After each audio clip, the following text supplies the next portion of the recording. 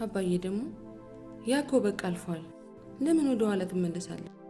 በየጊዜው ስለምትጨነቅ እኮ ነው ደም ግፊት የመጣብህ።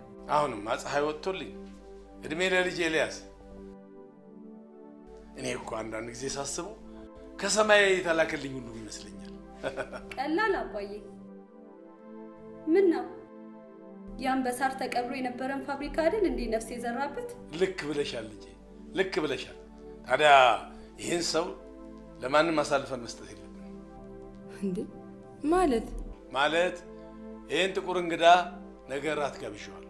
ምን? ማንን አባዬ? ኤልያስን?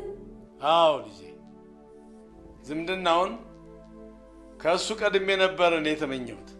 ታዲያ ይሄ ታታሪ በሳል የልጅ ሀብታም ልጅህን ዳርልኝ ብሎ ሲጠይቅ እሺ ከማለት ውጭ ምን ይደረጋል?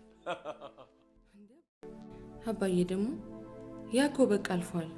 ለምን ወደ ኋላ ትመለሳለህ? በየጊዜው ስለምትጨነቅ እኮ ነው ደም ግፊት የመጣብህ። አሁንም ፀሐይ ወጥቶልኝ እድሜ ለልጅ ኤልያስ። እኔ እኮ አንዳንድ ጊዜ ሳስበው ከሰማይ የተላከልኝ ሁሉ ይመስለኛል። ቀላል አባዬ። ምን ነው ያን በሳር ተቀብሮ የነበረን ፋብሪካ አይደል እንዴ ነፍስ የዘራበት? ልክ ብለሻል ልጄ፣ ልክ ብለሻል። ታዲያ ይህን ሰው ለማንም አሳልፈን መስጠት የለብንም።